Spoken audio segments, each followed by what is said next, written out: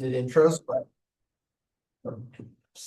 yeah, today we're all fortunate to have Matthew Finlayson here with us today. So he's a third year PhD at USC, advised by Shangran and Swamdipta, who also just gave a talk a few months ago. And before USC, he did his undergrad at Harvard and was a researcher at the Allen Institute for AI2. And he's also recently worked at the Simons Institute at UC Berkeley and has interned at Meta. His research focuses on security and interpretability of large language models, which would be part of the topic of this class and this lecture. And he's going to partly discuss work that will be presented at the upcoming iClear. And getting an oral iClear is quite prestigious. So join me in welcoming you today to this time. Thanks, Vince. Oh, yeah, welcome everyone. Let's just jump right in. So to set the stage, imagine it's 2027 and Big Model Inc. has just released Clio 4.7, their flagship model. So this is exciting for everyone. And Clio has an API, which is thus. They have a secret hidden system message that no one knows what it is.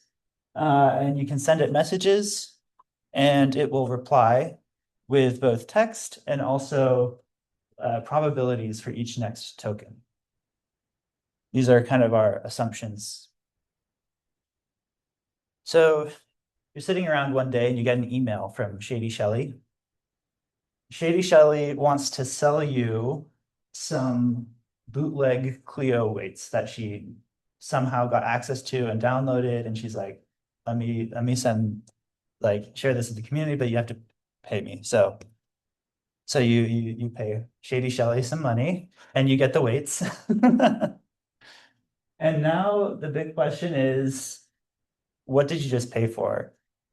Is this the actual weights for Clio? So you get the model, you download it, you inspect it a little bit, you chat with it. It kind of looks like Clio, but how do you know? Is there a way to know whether this is the exact same model that's being served by the API? And so that's kind of the central question that we're going to be getting at today. Oh, am I sharing the wrong presentation?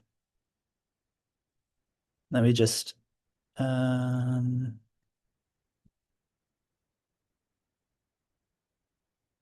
okay, sorry. Okay, so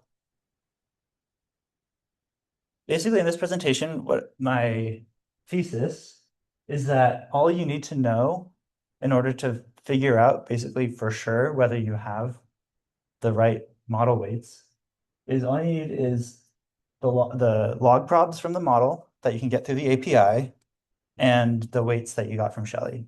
And there's a way to definitively answer this question. Cool. So I'm Matthew Finlayson. My advisors are Slava and Xiang. And we've been working on what we call unforgeable signatures for language models. So this kind of started back in 2004, where we were thinking about a fact about language models. So usually in the architecture of a language model, you have this final layer, which is a linear map from the hidden size of the model into a much larger vocabulary space to assign a score to every token. And because this is a linear projection, the output space of this linear projection is a low-dimensional subspace of the full vocabulary space. Now, this is the first point where I want to make sure everyone's on the same page. Does this make sense? Okay, cool. So all the outputs from the language model, all the log prob vectors have to lie on this low-dimensional space. And every language model is going to have a slightly different subspace. And basically the intersection between these spaces is a very I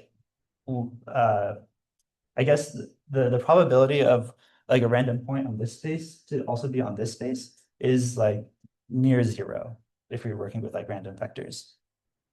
So you can basically attribute which model generated an output by just checking whether it's on the output space of the model. So in the case of your weights from Shady Shelly, you could just take one of the output vectors from the API and say, is this within the subspace of the weights that I'm holding?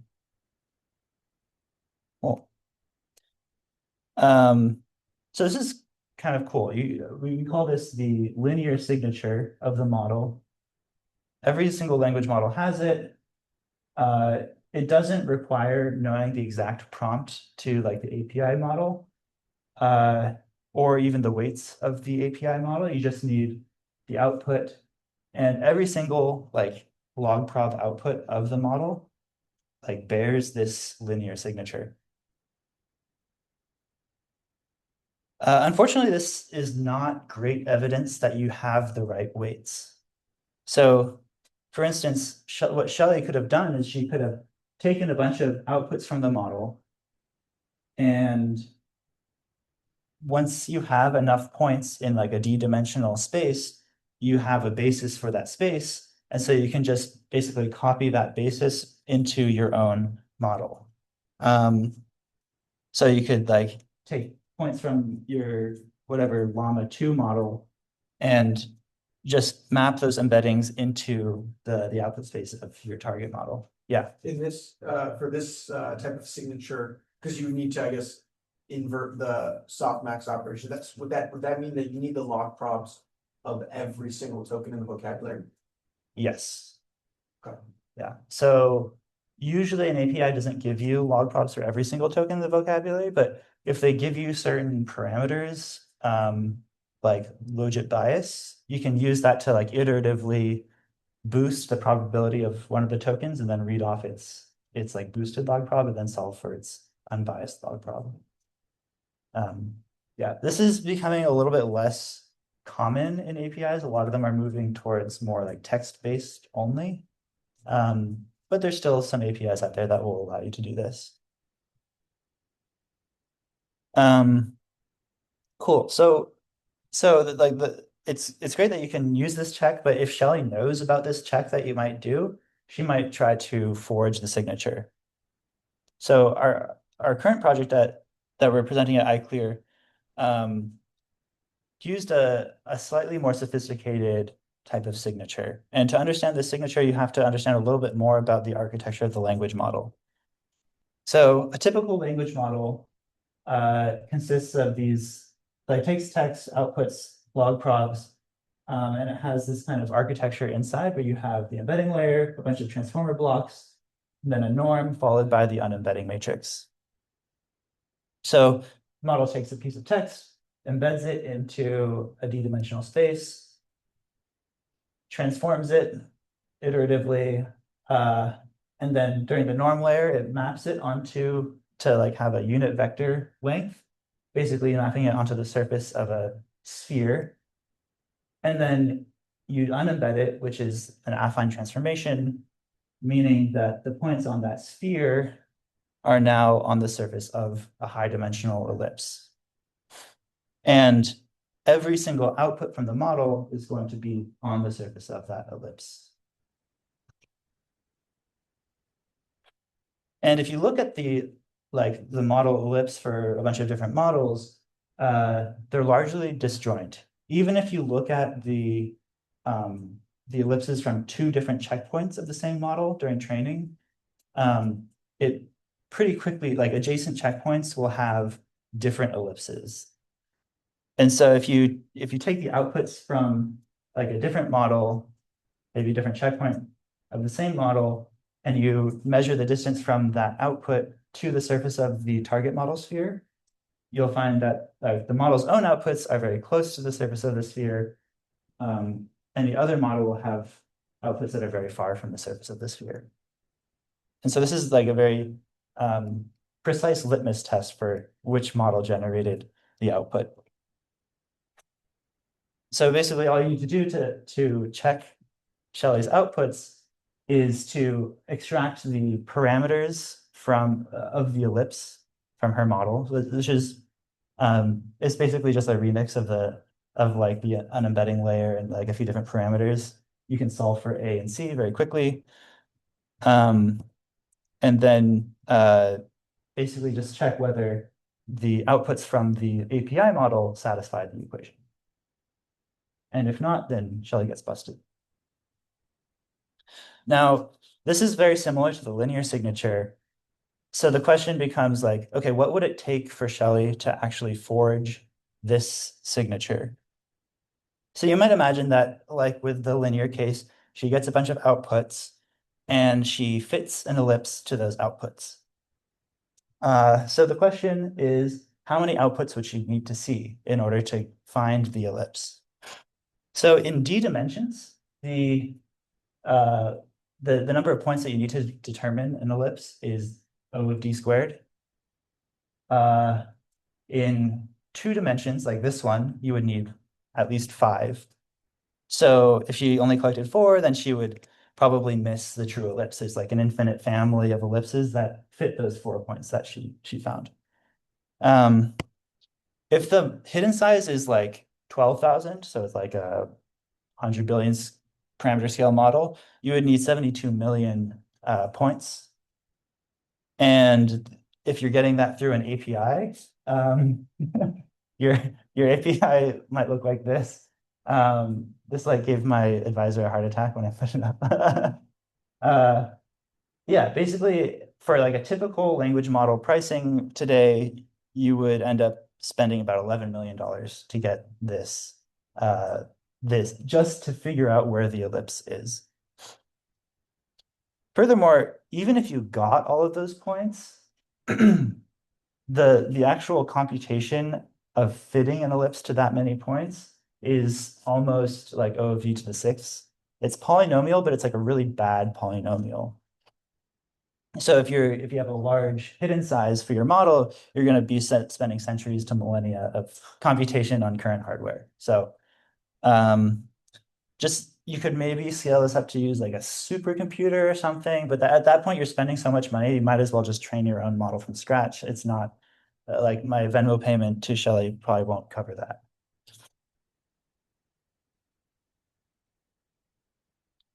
Cool. Any questions about like the ellipse signature?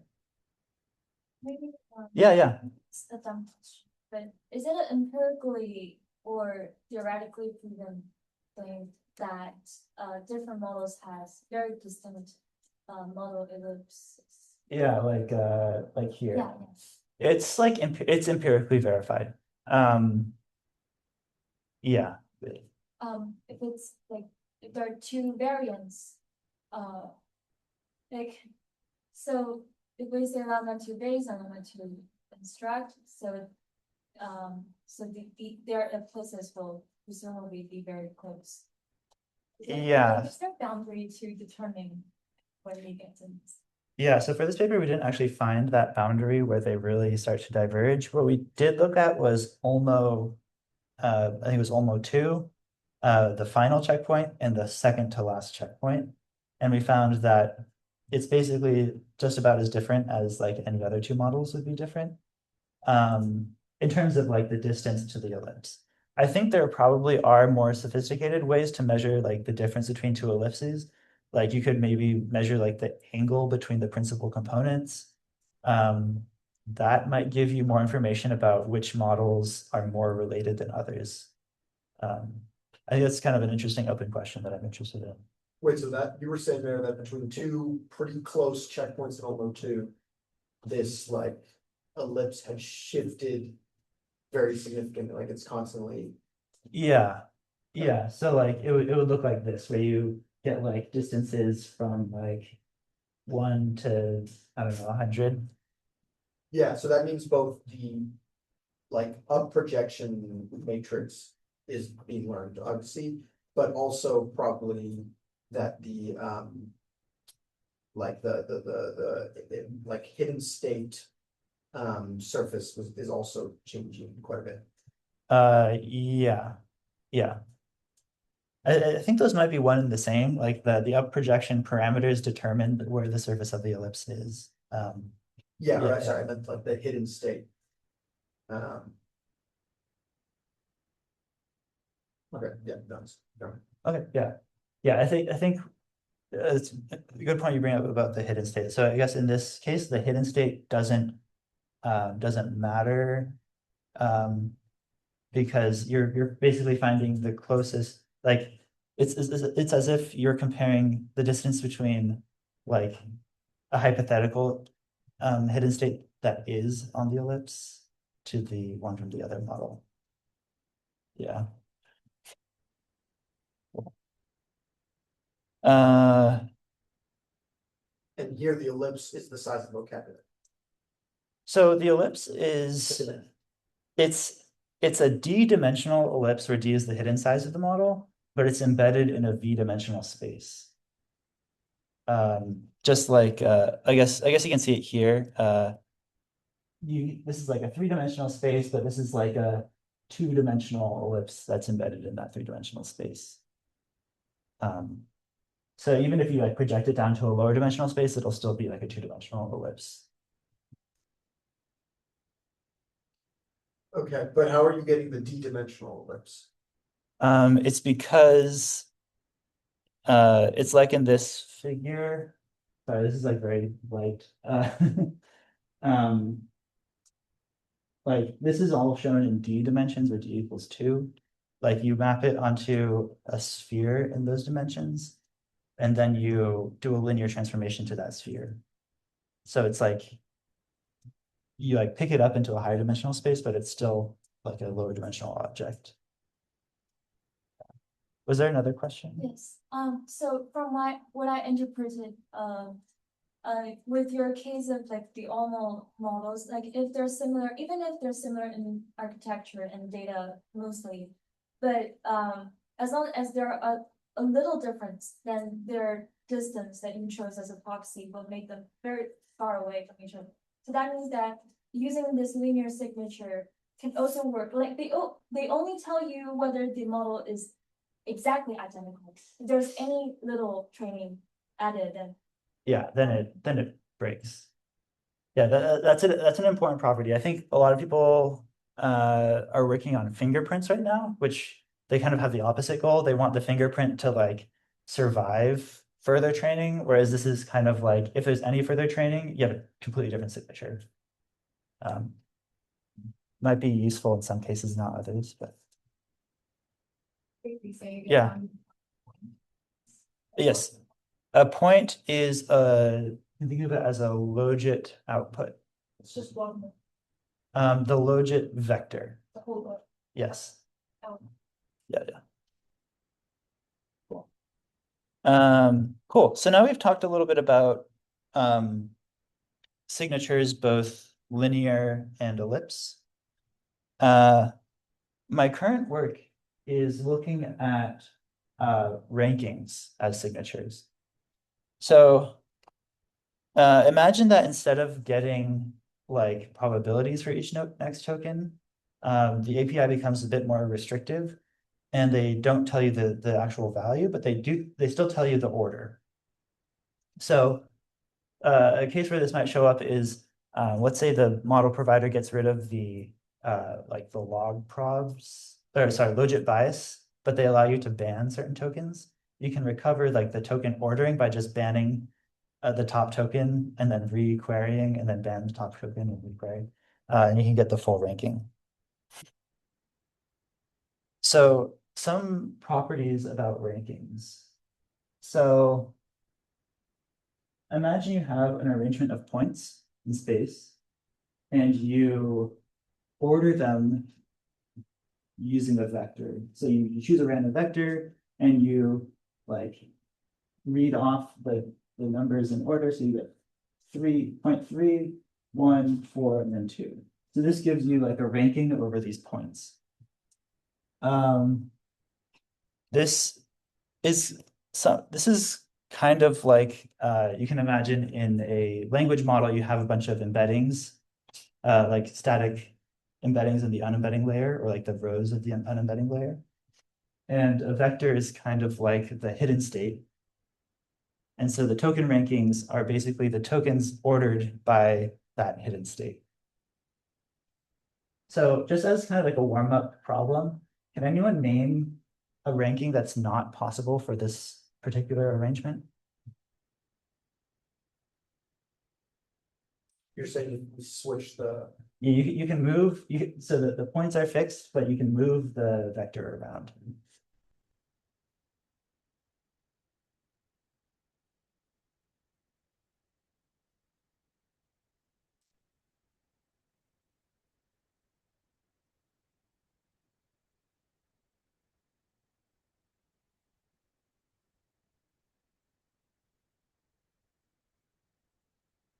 Is it impossible for 4 to come before both 1 and 2?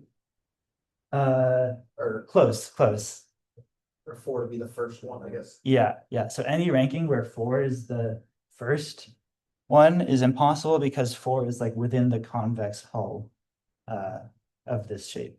And this has been studied before in Andreas Grieves's work. He's done work on like unargmaxable tokens. So if this were a language model, token 4 would never be decoded if you're using greedy.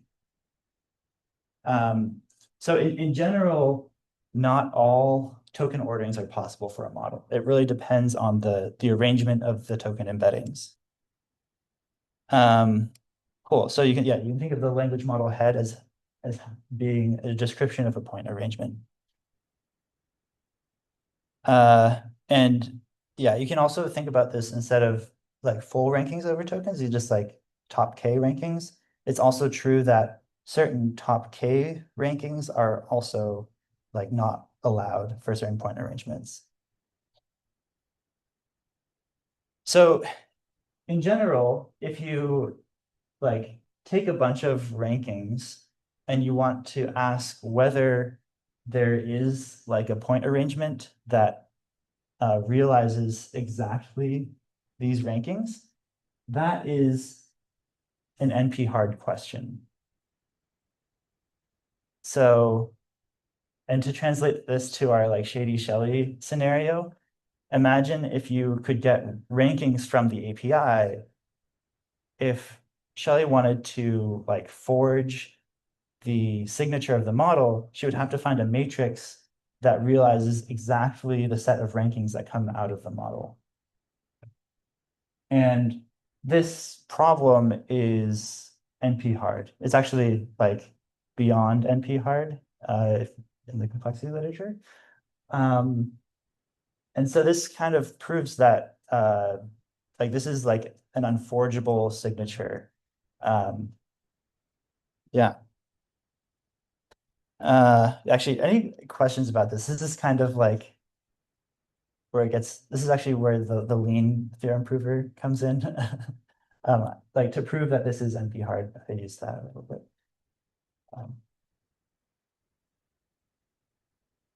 Yeah. So when you were saying you can just sort of ban the top ones and then keep going, Yeah. doesn't that only help you if you have one ban token? If you have multiple ban tokens, do you not still have an issue with recovering the full ranking?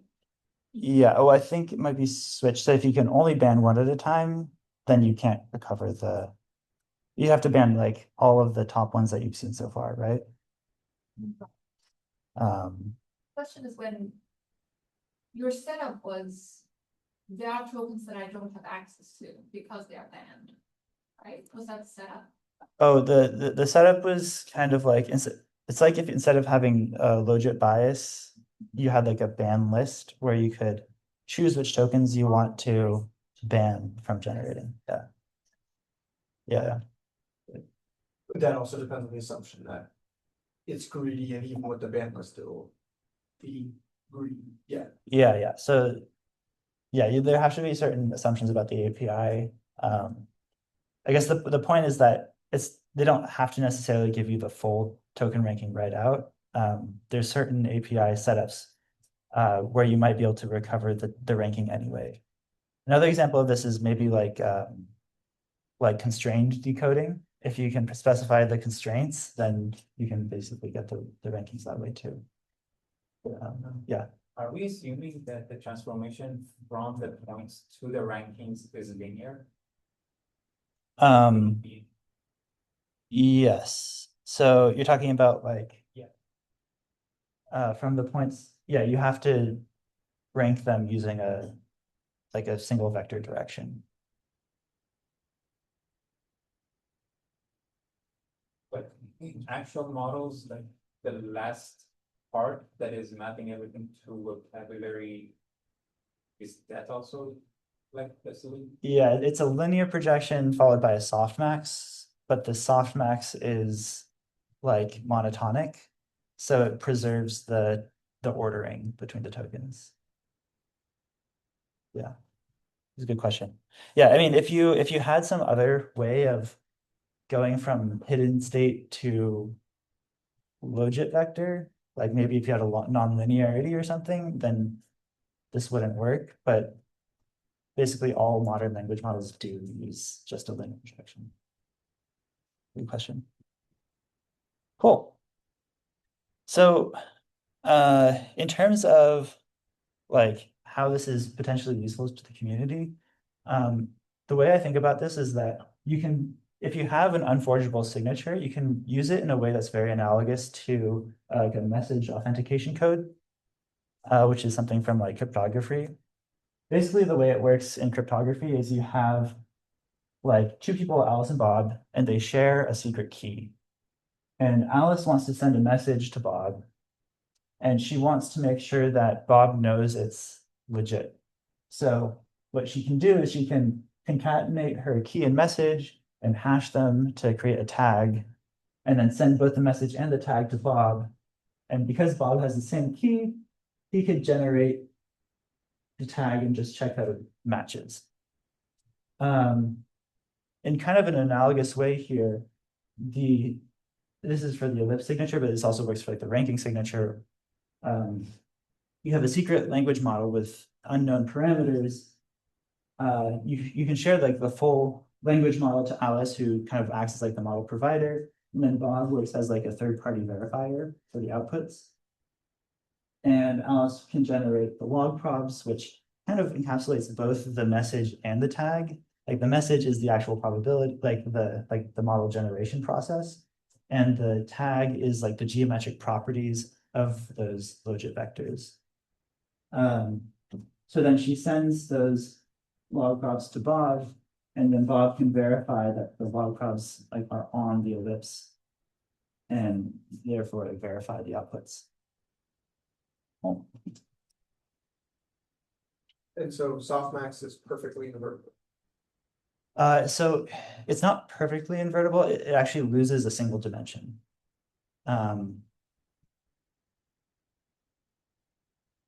Yeah. You can think about it as like it loses the direction that goes like the all ones vector. Because the softmax is invariant to adding the same constant to every entry, you basically lose that piece of information. But other than that, you can invert it.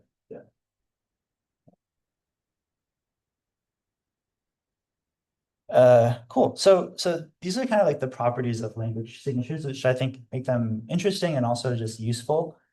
One is that none of this requires that the API provider do anything. Like this already works for all existing language models virtually. And it works under like some very specific settings where other like verification methods wouldn't work. Like you don't need to know anything about the prompt that was used for the model. And then yeah, every single like generated output bears this geometric signature, and only people with direct access to the parameters can like both produce and verify the outputs. Cool. So that's my spiel about unforgeable signatures.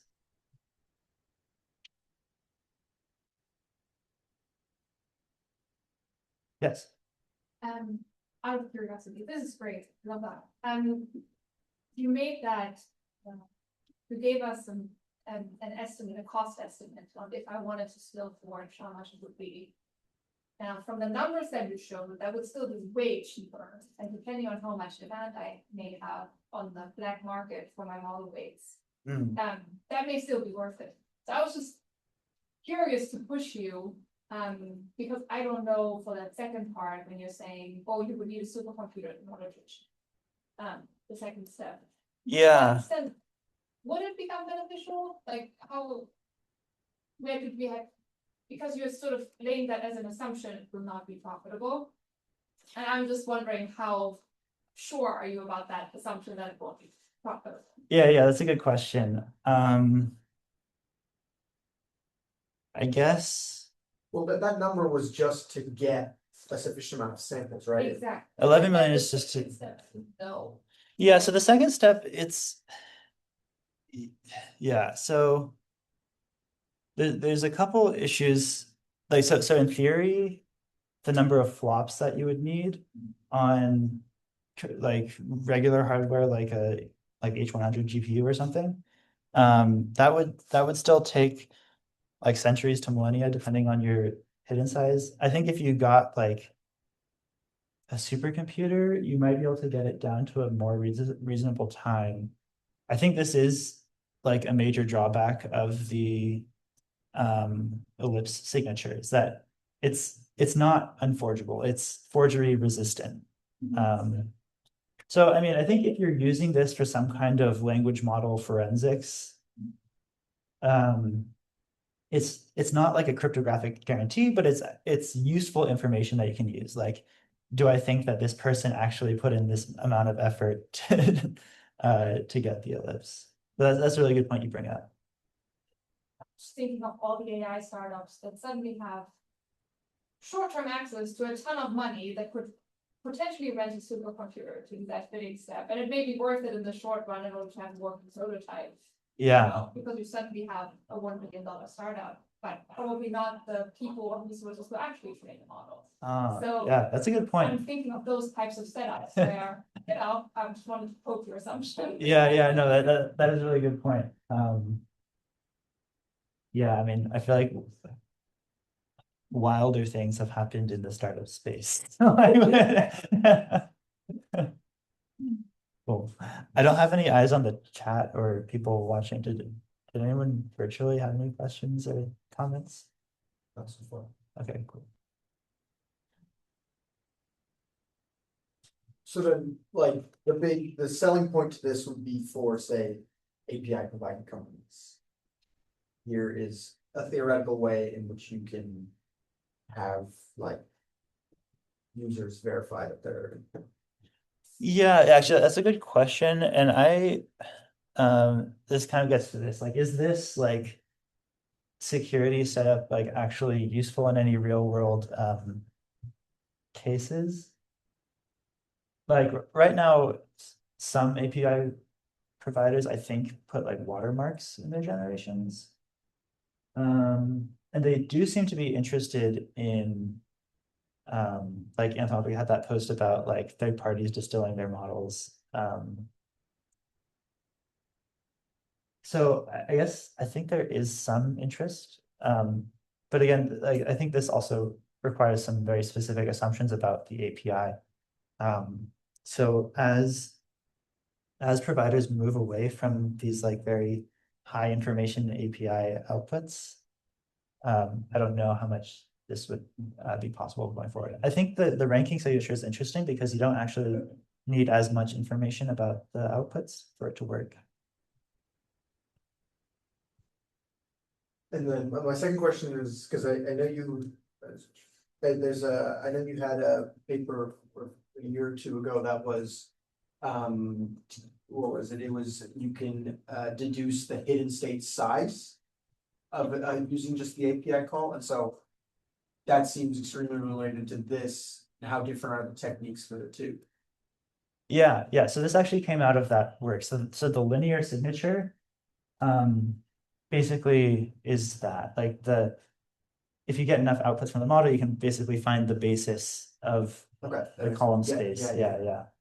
Yeah. So basically with the ellipse signature, like the way that you would forge that is kind of the same method. It's like instead of fitting a linear thing, you fit an ellipse.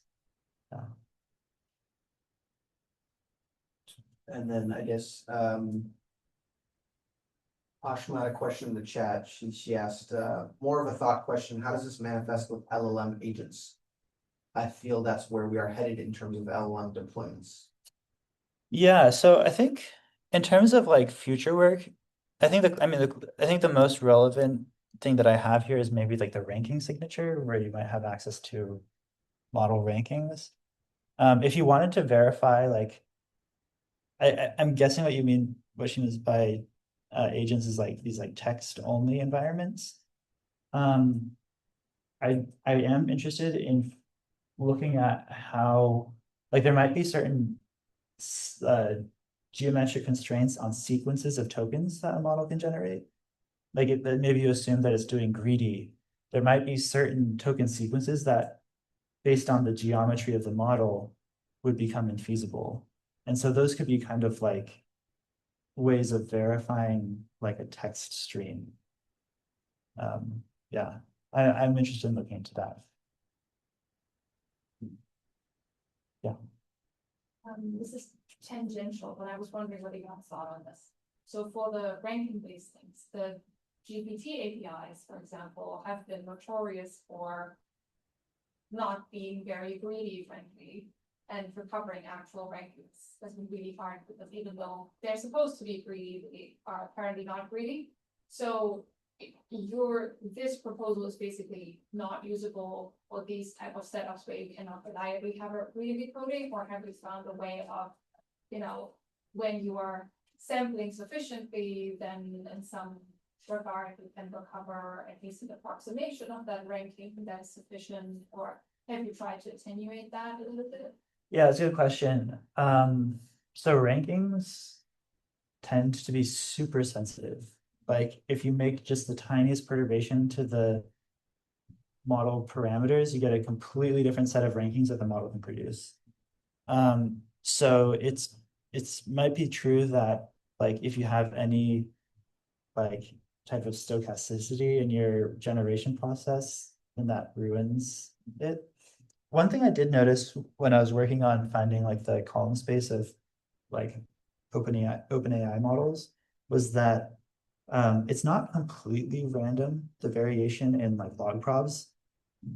That generally when you're querying the model, you'll get one of like a few, there's like maybe like 5 buckets of like your output is going to come from, maybe it's like 5 different servers that have slightly different hardware that are serving the model. And so it might be possible to like, if you can figure out which bucket you're getting the output from, you might be able to like correct for that error. But yeah, this is getting into some very like logistical questions. But yeah, I mean, it's important like what assumptions we're making here. Like even access to rankings, if you have like it might, I guess, depending on the setup, you might have varying levels of access here. And then, I guess my question is, I've never used looked at the log props with APIs or whatever, but like all these like OpenAI and Claude, they all like there isn't a way to API and get access to at least some of the log props. Or... Yeah, so for right now, what it looks like is older OpenAI models have log prop access. Newer ones generally don't. I think 4.0 is the last model that has log prop access. Except for the open one, right? The Oh, open yeah, ones OSS. are not. Sure, yeah. Oh yeah. Did Amy think of a follow-up question? Yeah, you can go first. Okay, my question was just I was wondering, can you push that in some way to be more efficient? Like is the long tail of the ranking distribution more informative than, the top part of the ranking distribution or something like that? And are there some cool things that you can do around that? Yeah, that's a good question. So in terms of like different levels of informativeness, I'm not so sure about that, but I know what you can do is you don't need the full vocabulary rankings. You can get away with like top K equals, I don't know, depends on the hidden size of the model, but like a few hundred, maybe a couple thousand. That's sufficient to show this property. Yeah. It kind of answers my question. Oh, really? What was your question? So, does that mean that you don't need to actually have to get the whole ranking of the whole vocabulary? Yeah, You just need the top thousands. yeah. I see. And then when in practice, I'm not sure, I did try get the log props ones, but it's only like a few dozens. Like, does the configuration let you to get thousands at once?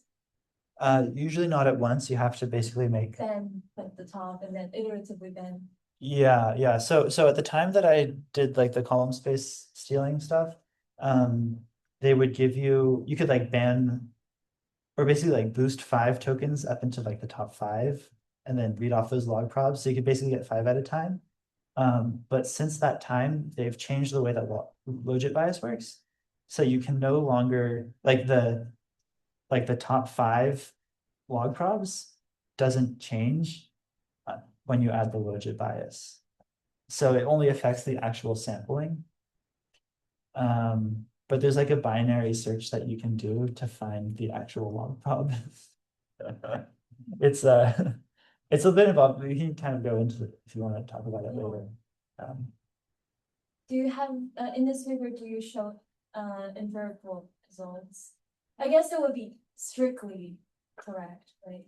Because, I mean, just like using this to test, To test a model. yeah. Yeah, actually, maybe I can. I might have. No, I don't. I mean, one empirical test that I do have is like looking at, let's see, was it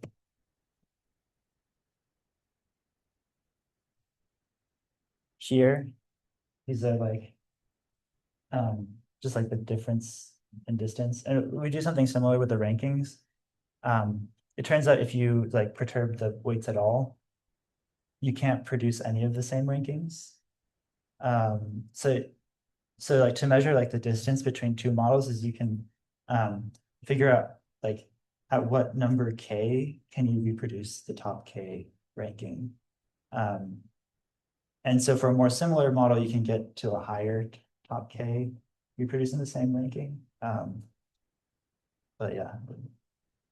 That is interesting, like there's a contrast that, so rankings as an outcome of the hidden states, they're very fragile to any perturbation of the model. But then itself is very robust where you have any perturbation of the rankings, like small perturbations of the rankings or even incomplete part of them can tell us the result.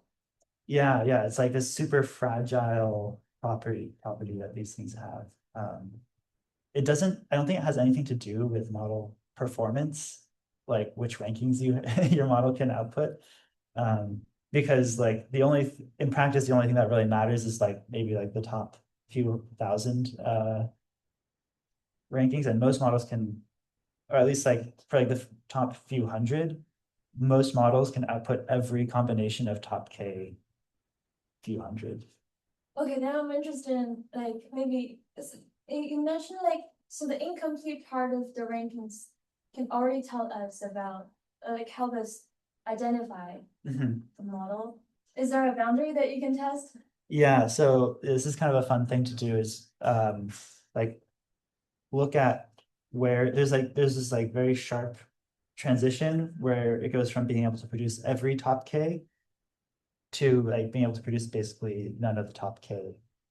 Like if you just like sample a random ranking and ask if the model can produce that ranking. So as K increases, like top 1, most models can produce every single top 1 ranking. Yeah.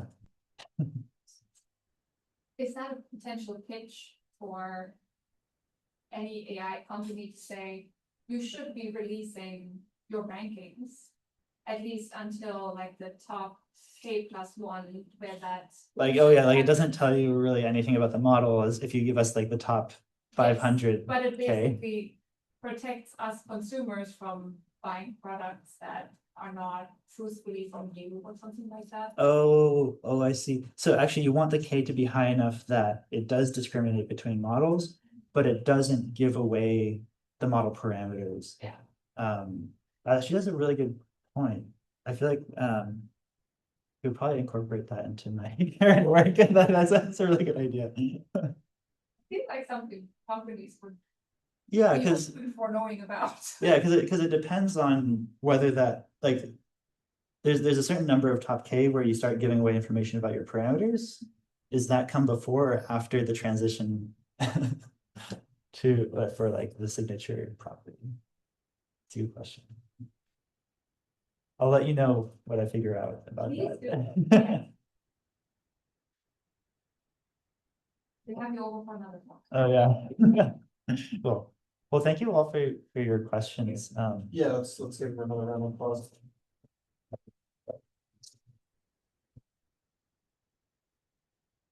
Cool, great. Thank you.